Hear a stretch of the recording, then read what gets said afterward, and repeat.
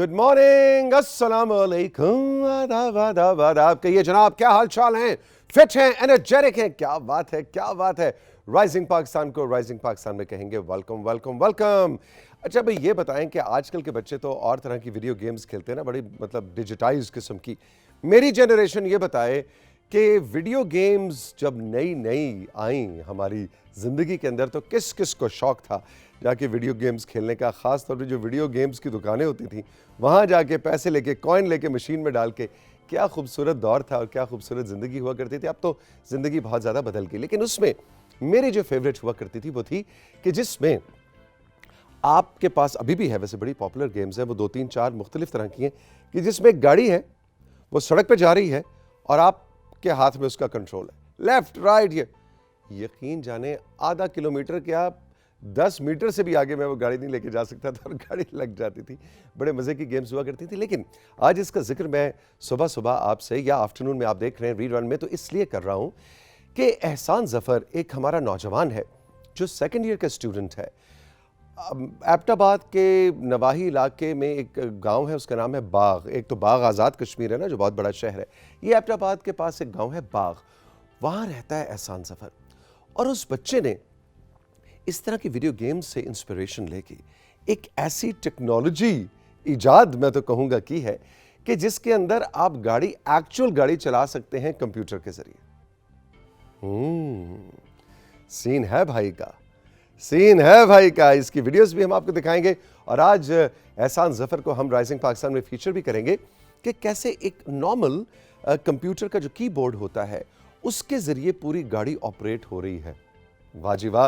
ये तो मैं कह रहा हूँ जो बड़ी बड़ी हमारी कार मैन्युफैक्चरिंग कंपनियां हैं उनको एहसान ज़फ़र पे नज़र रखनी चाहिए कि अरे इस बच्चे ने क्या कर दिया है, इससे हम किस तरह से इस्तेफ़ादा कर सकते हैं कार इंडस्ट्री की एवोल्यूशन के अंदर।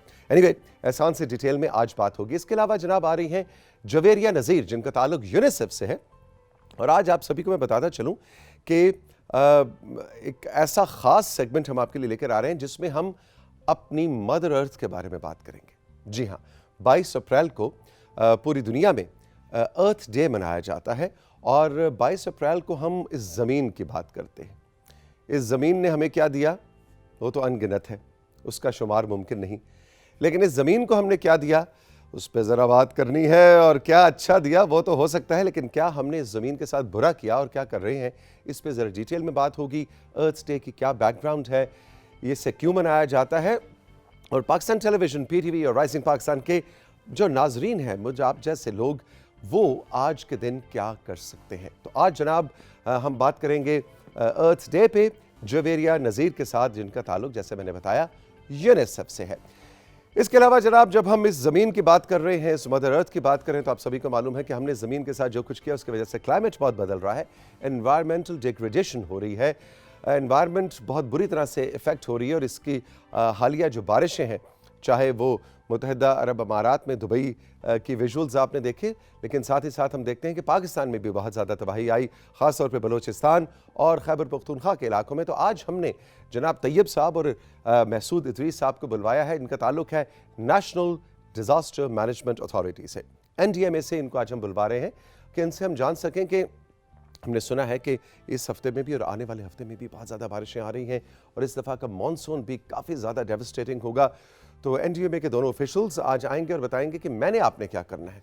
NDMA, PDMAs, हुकूमत Pakistan, NGOs, district management, administration, वो तो सब अपना काम कर ही रहे हैं, लेकिन मैंने आपने क्या करना है, इस हवाले से आज ज़रा आने वाली बारिशों और ख़ास तौर पर वो इलाके जो बारिशों से ज़्यादा मुतासर हैं, फ्लैश फ्लड्स, क्लाउड बर्स्ट का जहाँ पर ज़्यादा ख़तरा है, उन इलाकों में हम किस तरह से इंसानी जानों को, माल मवेशियों को बचा सकते हैं।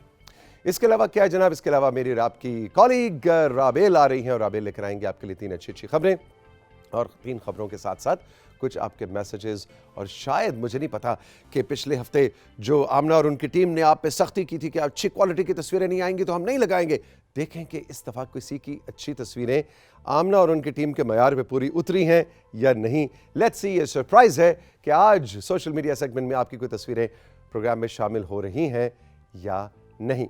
तो यह जनाब आज का अपनी फेवरेट क्लास फेलो को तो मैं भूल ही गया।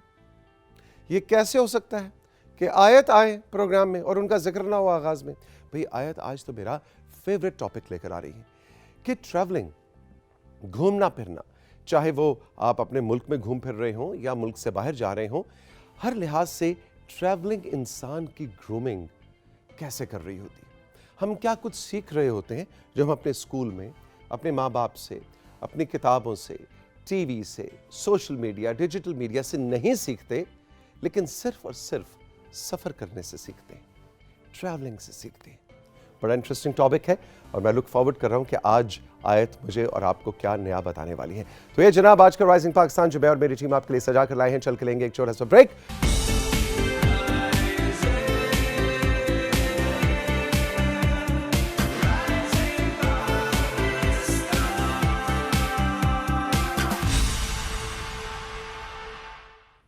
Welcome back to rising Pakistan. Ayat मेरे साथ मौजूद हैं और लेकर आई हैं आपके लिए एक बहुत ही इंटरेस्टिंग सेगमेंट जिसमें हम बात करेंगे कि सफ़र यानी ट्रैवलिंग इंसान को क्या सिखाती है। वेलकम, गुड मॉर्निंग, अस्सलाम वालेकुम आयत। अस्सलाम वालेकुम, कैसे हैं आप? बिल्कुल ठीक। इतना खूबसूरत तुमने नेकलेस पहना हुआ है, मैं तो ये देख रहा हूँ कि मतलब ये अगर असली गोल्ड हो ये असली गोल्ड है? नहीं। अच्छा, तुम्हें कहना चाहिए था तौसीक अंकल असली गोल्ड है, आप क्या बात कर रहे हैं। अच्छा, असली गोल्ड नहीं है? नहीं। तुम्हारी वार्डरोब कौन सेलेक्ट करता है रोज से मुराद जब भी तुमने सेगमेंट में आना होता है? मेरी मम्मा। तो तुम्हारी कोई से नहीं है? नहीं, मैं भी कर लेती हूँ कभी कभार।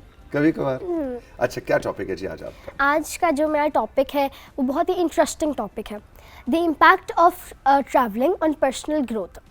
सफ़र का हमारी इंसान की शख्सियत पर क्या असर पड़ता है उसका।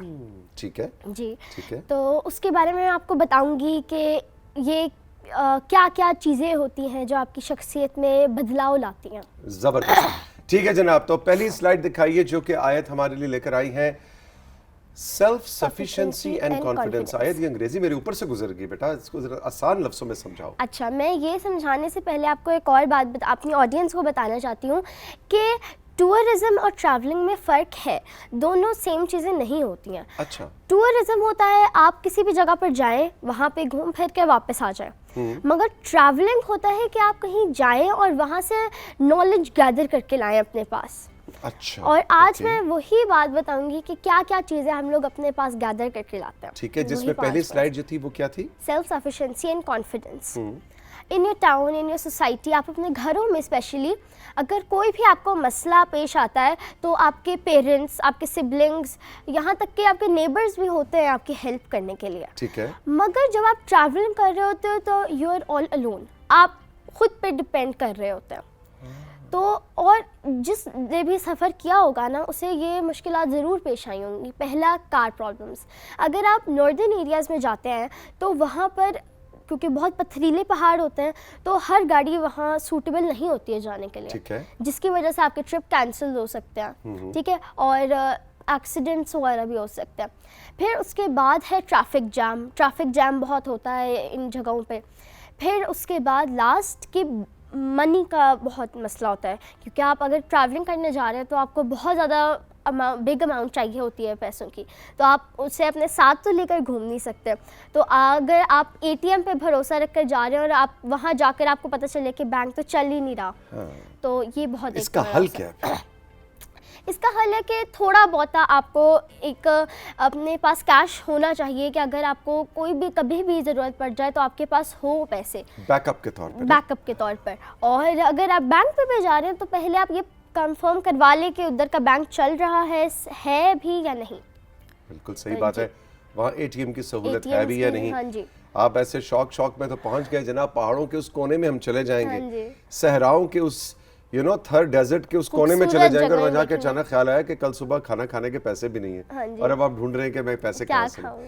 तो थोड़ा सा प्लानिंग करके पैसों की प्लानिंग भी जरूरी है। देखने होते हैं उसके। बिल्कुल ठीक है। तो इससे फायदा ये क्या होता है? इससे हमें फायदा ये होता है कि इंसान को कॉन्फिडेंस, उसका लेवल बूस्ट होता है और उसको अकेले जिंदगी में चीजें करने का कुछ उन मसाइल का हल करने का मौका मिलता है और इंसान सीखता है ना जी, बहुत ज़्यादा चीज़ें सीखता है। बेशक आप अब्रॉड भी जा रहे हैं तो वहाँ पे भी आपको पता तो नहीं है कि वहाँ क्या होगा, तो वहाँ पे हमें बैकअप होना चाहिए। अगली स्लाइड क्या है जी? अगली स्लाइड दिखाइए। Increases knowledge. जब भी आप कहीं जाते हैं तो वहाँ पे आपको बहुत ज़्यादा नई नई चीज़ें सीखने को मिलती हैं आपको। अगर आप कहीं गए हैं तो वहाँ पे आपको उसके हिस्टोरिकल प्लेसेस के बारे में पता चलेगा कि, और उसके बारे में फिर आपको स्टोरीज़ भी पता चलती हैं, और इसकी वजह से बहुत ज़्यादा लोग अट्रैक्ट भी होके आते हैं कि अच्छा ये क्यों, कैसे बना, ये क्यों बना। तो ये अच्छा आयत, मैं आपको एक चीज़ बताऊं, मैंने जो ज़िंदगी में ट्रैवलिंग की है बहुत ज़्यादा, ज़ाहिर है मेरी एज भी ज़्यादा है इसलिए मैंने ज़्यादा ट्रैवलिंग की है, मैंने एक चीज़ नोट की है कि सबसे ज़्यादा आयत मुझे जो नॉलेज मिला है वो पता किससे मिला है? किससे? लोगों से। हाँ जी, लोगों जब से आप बहुत लोगों से सीखने को। मिलते हैं ना तो उनकी कहानियाँ, उनकी बातें, उनके पास अपनी एक दुनिया होती है, एक पूरा नॉलेज बेस होता है जो आपके साथ शेयर करते हैं। हाँ जी। तो ज़रूरी नहीं कि सिर्फ उन जगहों से आप नॉलेज जगह लेते से। हैं, वहाँ के जो लोग होते हैं, लोकल्स जो होते हैं, तो वहाँ से भी उनके एनवायरनमेंट से हमें बहुत सीखने को मिलता है। एग्जैक्टली जी। एग्जैक्टली जी, बिल्कुल ठीक है। अगली स्लाइड पे चलते हैं जी, दिखाएं सैफी अंकल आगे क्या है? Exposure to cultures of various locals. अब मैंने जैसे आपने भी कहा था Locales, हाँ कि जी, लोग वो इलाके भी और वो लोग भी। हाँ जी, तो जब आप जाते हैं तो हर जगह के अपने एक अलग अटायर्स होते हैं, अलग कुजीन्स होती हैं। कभी कभार आप अपनी नॉर्मल रूटीन से हट के चीज़ें कर रहे होते हैं वहाँ पर, अगर आप ट्रैवलिंग करने जाएं। बिल्कुल। आप अगर नॉर्मल चाइनीज़ डिशेस खाते हैं तो आप अगर अब्रॉड से भी पाकिस्तान है तो वो पाकिस्तान के खाने टेस्ट करेंगे तो उन्हें भी अच्छा लगेगा, वो अपनी नॉर्मल रूटीन से हट के काम करेंगे। तो और लैंग्वेज सीखने को मिलती है आपको, हर जगह की अलग अलग लैंग्वेज होती हैं, लैंग्वेजेस होते हैं, तो वो भी हमें सीखने को मिलती है।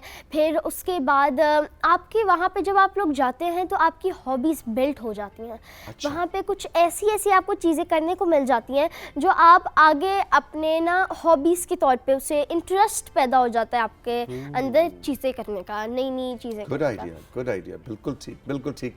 अच्छा जी, आगे क्या है? Discipline and self management.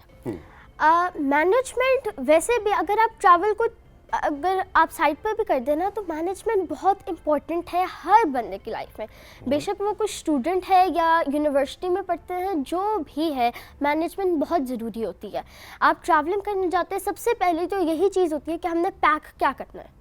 Packing बहुत एक ज़रूरी एक इम्पॉर्टेंट चीज़ होती है, ठीक है। अगर आप किसी कोल्डर एरियाज़ में जा रहे हैं जहाँ पे विंटर्स चल रही हैं तो वहाँ पे आपको गर्म कपड़े रखने होंगे, और वहाँ पे आपको लोशंस और क्रीम्स वगैरह चाहिए होंगे। और अगर आप किसी गर्म इलाके में जा रहे हैं जैसे बीचेस वगैरह, कराची में जा रहे हैं आप, तो वहाँ पे आपको सन ब्लॉक की ज़रूरत पड़ेगी, नई नई अलग अलग चीज़ों की ज़रूरत पड़ेगी। हमें पैकिंग करने का जो तरीका है वो भी सीखने को वो भी सीखने को मिलता है कि मतलब कुछ लोग हैं वो सारे कपड़े कहते हैं बस अंदर फिट करते हैं कुछ भी करके, है ना, और कुछ हाँ मेरे जी। जैसे होते हैं जो एक एक चीज को ऐसे प्रॉपर तरीके से, मैं पैकिंग का मास्टर हूँ वैसे, पता है। चलिए अच्छी कभी ये भी बात हमें है। सेगमेंट करना चाहिए कि पैकिंग कैसे। चलो जी, नेक्स्ट असाइनमेंट आयत की। अगला आपने सेगमेंट तैयार करके लाना है कि how to pack a suitcase, कि अपने Okay. सूटकेस को बेहतरीन अंदाज में आप पैक कैसे कर सकते हैं। ये आपकी अगली असाइनमेंट है, ठीक है। ठीक है जी। अच्छा जी, अगली स्लाइड क्या कहती है? Life lessons from travelling.